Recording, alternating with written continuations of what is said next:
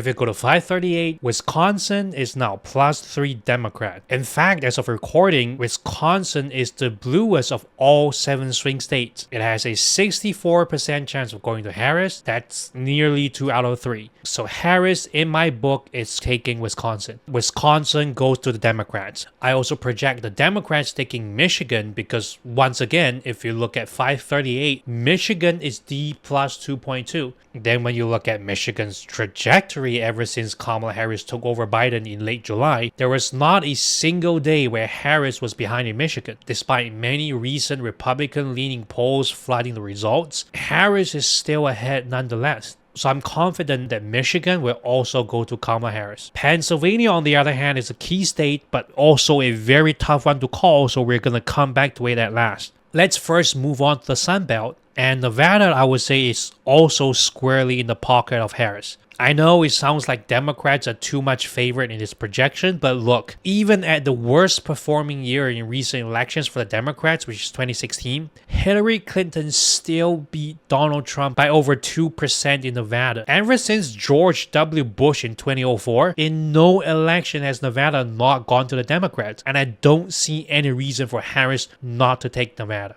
As for Arizona, 538 says they're dead tied, although some polls will show Harris just slightly ahead. But my concern for Trump is he's simply not leaving a good impression with Arizonians when it comes to how he spoke of McCain, fallen veterans, defaming Tim Walz on his veteran status, his Arlington debacle, the fact that Dick and Liz Cheney both endorsed Harris and condemned Trump, the fact that Trump's ex-defense secretary gave very negative reviews of Trump when he was in office, and how Kamala Harris repeatedly said she wants the United States military to be the most lethal fighting force on the planet. I just can't help but to think for a vastly pro-veteran, pro-military state like Arizona, that is very much red-leaning for a culturally distinct reason from the MAGA-headed, conspiracy-minded Deep South states, which, by the way, are also trending rapidly blue. I just don't see how Arizonians will vote for Trump at the ballot box, especially after his recent horrendous presidential debate performance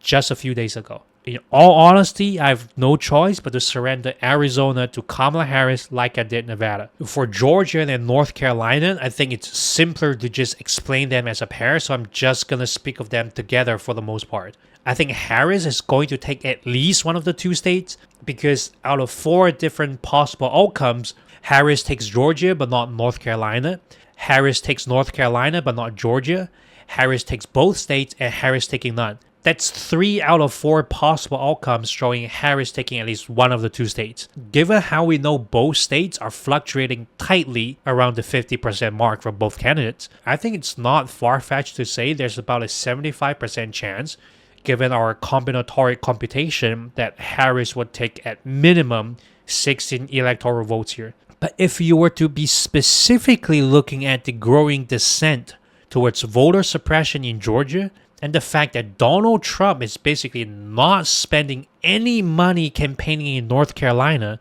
odds are that both states will gradually lean towards Harris even more as the days go on. In fact, just yesterday or the day before, a recent poll showed North Carolina being +3 in the lead for Kamala Harris. The fact that she's got a huge surge of volunteers helping her on the ground in both states, combined with the rapid rise in voter registration in both states too, if I were to truthfully nail down a probabilistic estimate, I would say Harris has a good 80 to 85% chance of getting at least 16 EVs here. But for convenience sake, I'll just mark North Carolina blue and give Georgia to Trump. Now, I know at this point, if the prediction is true, Kamala Harris would have already won the presidency with 284 electoral votes.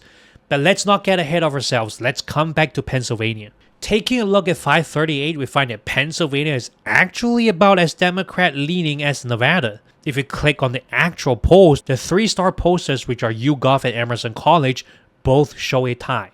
But when we hover over the trend lines, we find that Harris was leading the state since August 10th and has never fallen below Trump ever since. They did achieve a tie on 8th September, but soon afterwards, Harris took the lead once again. Then when we compare the post-debate speeches Trump did in Pennsylvania versus the one Harris did, it just doesn't seem like Trump is on his way to impress people that wasn't already voting for him in the first place. The energy in Harris's rally in Pennsylvania is going up and up, but for Trump, it's in steep decline. Remember how Harris brought up the point about Polish people living in Pennsylvania in the debate? This may not seem like it's going to impact anything policy-wise, but it does signal to the listener that she has an interest in understanding Pennsylvania's demographics, whereas Trump voiced no specific concerns of such. Worse than it all is how Trump is doubling down on a notoriously widely negatively received remark about Haitian immigrants eating dogs in Springfield, Ohio. That state is literally right beside Pennsylvania,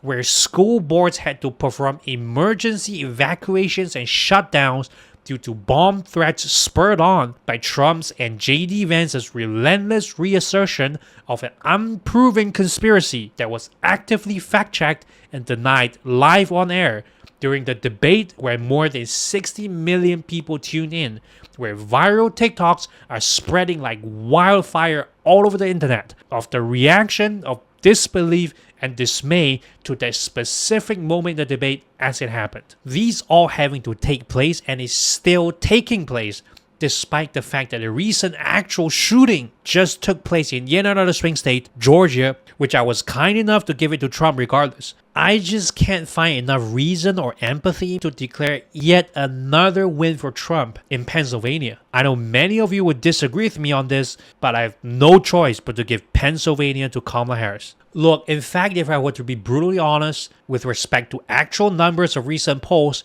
there isn't really even a reason to give Georgia to Trump anyway. Being 100% honest, I wouldn't be surprised at all that Kamala Harris would take all 7 swing states eventually, especially if Trump continues his madness all the way to election night. But hey, don't just leave it, because we are not done. If we really scrutinize 538 closely, we find some shocking numbers when it comes to Texas and Florida. Texas right now is 26% winning for Harris and Florida is 33%. That's a quarter chance Texas will flip blue and a third for Florida. Again, I've said countless times I don't believe that either will go to Harris, at least not in this election cycle.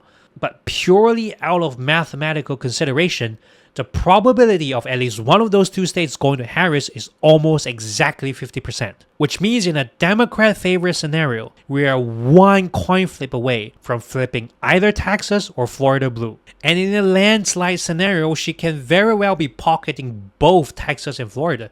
Heck, if you really want to go all the way full-on blue wave tsunami mode, you can even give her Alaska, Ohio, and Maine's 2nd district, putting her at a 410 electoral avalanche, a complete burial of Donald J. Trump. Considering how pissed off the Floridians are with Ron DeSantis and his radical 6-week statewide abortion ban, amongst many other things, and the fact that abortion is on ballot in Florida, the fact that Ted Cruz is tanking in popularity in Texas, and the rapid growing concern that Texas will be enforcing state lines against pregnant women leaving Texas, period trackers, and a whole load of frankly 1984-esque Handmaid's Tale-like dictatorial open-air prison dystopia if Project 2025 hit the road running. I am genuinely considering the possibility of both Texas and Florida trending very blue this election cycle, even if neither of them eventually goes to the Democrats electorally. If I were to be ultra conservative with my projection, this is the most Republican favoring map I can possibly imagine. And even in this scenario, I still can't see how the GOP will emerge victorious.